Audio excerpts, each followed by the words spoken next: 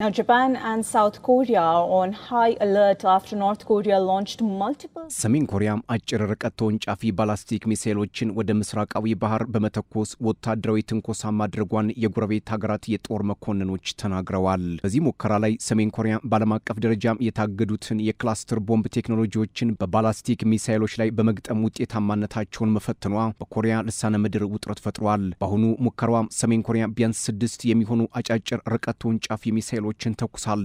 ሚሳኤሎቹ 400 ኪሎ ሜትር ያህል ከተጓዙ በኋላ በጃፓን ምስራቃዊ ባህር ላይ ማረፋቸው የቶኪዮ ባለስልጣናትንም አስቆጥቷል። በአንድ ሚሳኤል ውስጥ በርካታ ትናንሽ ቦምቦችን በመያዝ ሰፊ ቦታን በአንድ ጊዜ ማውደም የሚያስችለውን የክላስተር ቦምብ አቅም ለማሳደግ ያለመ ነው ስትልም ፒዮንግያንግ እየተከራከረች ነው። የደቡብ ኮሪያ የጦር አዛዦች ጥቃቱን ከባድ ትንኮሳ ሲሉ የገለጹ ሲሆን ጃፓን ደግሞ ድርጊቱ ቀጠናዊ ሰላምን የሚያናጋ ነው ስትል ወቀሳ ሰንዝራለች። ይህ ሙከራ የሰሜን ኮሪያን የማጥቃት አቅም በከፍተኛ ሁኔታ የሚጨምር ሲሆን በተለይ በትናንሽ ቦምቦች የታገዙ ሚሳኤሎች ህዝብ በብዛት በሚገኝባቸው አካባቢዎች ላይ የሚፈጥሩት አደጋም አሳሳቢ ነው ሲሉ ወታደራዊ ተንታኞች የሰሜን ኮሪያን ድርጊት ቀጠናውን የሚያውክ ነው ሲሉ አብጠልጥለውታል። ሰሜን ኮሪያ ይህንን ሙከራ ያደረገችው አሜሪካና ደቡብ ኮሪያ በጋራ ከሚያደርጉት ወታደራዊ ልምምድ ጋር ተያይዞ የሚመጣባትን ማንኛውንም ጥቃት ለመመከት ስትል የሚቀርብባትን ትችት ታስተባብላለች። ፒዮንግያንግ የኒውክሌር ጦር መሳሪያዎቿን ለማዘመን ጥረት እያደረገች መሆኑን በተደጋጋሚ ስትገልጽ ቆይታለች።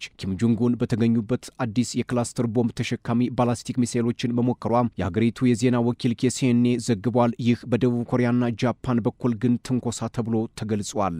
ሙከራው የተካሄደው ሃውሶንግ 11 በተሰኙ የቅርብ ርቀት ምድር ለምድር ተወንጫፊ ባላስቲክ ሚሳኤሎች ነው። 5 የሚሆኑ ሚሳኤሎች ከሲምፖ የባህር ጠረፍ አካባቢ ተተኩሰው በ136 ኪሎ ሜትር ርቀት ላይ በሚገኝ ደሴት ላይ ያረፉ ሲሆን የክላስተር ቦምቡ በታለመለት ቦታ ላይ መድረሱም ተረጋግጧል። የክላስተር ቦምብ ቴክኖሎጂን ማሳደግ ጠላትን በአንድ ጊዜ ደምስሶ ለማውደም ወሳኝ መሆኑንም ኪም ጆንግ-ኡን ከመናገር አልሸሸጉም። የሰሜን ኮሪያ ድርጊት የተባበሩት መንግስታት ድርጅት የጸጥታው ምክር ቤት ውሳኔዎችን የሚጥስ ነው በሚል ሲኦልና ቶኪዮ ተቃውሟቸውንም አሰምተዋል። ይህ የሰሜን ኮሪያ ሙከራ በግንቦት ወር በአሜሪካና በቻይና መሪዎች መካከል የሚደረገውን ታሪካዊ ስብሰባ ተከትሎ በኮሪያ ልሳነ ምድር ያለውን ወታደራዊ ውጥረት ዳግም ከፍ አድርጎታል ሲሉ ወታደራዊ ተንታኞች እየተናገሩ ነው። ሰሜን ኮሪያ ይህን ሙከራ ያደረገችው በተለይ በደቡብ ኮሪያ አቅራቢያ የሚገኙ ወታደራዊ ይዞታዎችንና የአየር ማረፊያዎችን በከፍተኛ ሁኔታ ለማውደም የሚያስችላትን አቅም ለማሳየት እንደሆነም ታውቋል። አሁናዊው የፒዮንግያንግ ሙከራ በኮሪያ ልሳነ ምድር ያለውን ውጥረት ይበልጥ ያባባሰ ሲሆን ደቡብ ኮሪያና አሜሪካም የሰሜን ኮሪያን እንቅስቃሴ በቅርበት እየተከታተሉ መሆናቸውንም ከመናገር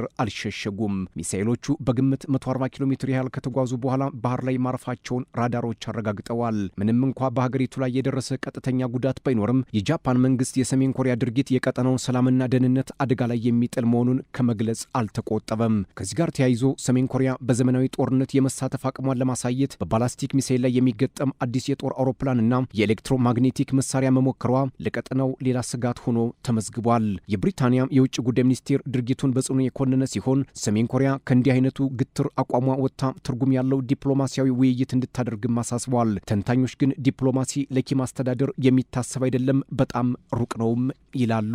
ይህ ሙከራ ፒዮንግያንግ ጥቃቶችን በትክክለኛነት በሰፊ የቦታ ሽፋንና ከፍተኛ ጉዳት ለማድረስ ያላትን ፍላጎት ያሳያል የሚሉም ተንታኞች ጥቂት አይደሉም። አሁን የተሞከሩት ሚሳኤሎች ሲኦልን ጨምሮ በደቡብ ኮሪያም የሚገኙ ቁልፍ የአሜሪካ የጦር ሰፈሮችን በቀጥታ ኢላማ ውስጥ የሚያስገቡ መሆናቸው ሌላው ውጥረቱን ከፍ የሚያደርግ ጉዳይ ሆኗል። ወታደራዊ ባለሙያዎችና የቀድሞ የደቡብ ኮሪያ ባለስልጣናት እንደሚሉት ለ7 ሳምንታት የዘለቀውና የቴህራንን የኒውክሌርና የሚሳኤል ፕሮግራም ለመግታት ያለመው የአሜሪካ እስራኤልና ኢራን ግጭት ለሰሜን ኮሪያ ምኞት መጎልበት ምክንያት ነው ይላሉ። ተገማች ባልሆነው ዓለም ውስጥ ኃይልን ማሳየት አስፈላጊ ነው ለሚሉት ኪም ይህ እንደ ትልቅ ሰበብ ሊሆንላቸው እንደሚችልም ተንታኞች ይናገራሉ። ባለፈው መጋቢት መገባደጃ ላይ ኪም የሰሜን ኮሪያ ኒውክሌር መታጠቅ የማይቀለበስ ሲሆን ኢራን የመከላከያ የኒውክሌር አቅምን ማስፋፋት ለሀገራዊ ደህንነት ወሳኝ ነው ማለታቸው ቀጠናው ላይ አንዳች ውጥረት መከሰቱ እንደማይቀር ጥርጣሬ እንዳላቸው አሳብቆባቸዋል። ፒዮንግያንግ በቅርቡ ያደረገቻቸው ወታደራዊ እንቅስቃሴዎች በኮሪያ ባህረ ሰላጤ ያለውን ውጥረት ይበልጥ ሊያባብሰው እንደሚችልም ከወዲሁ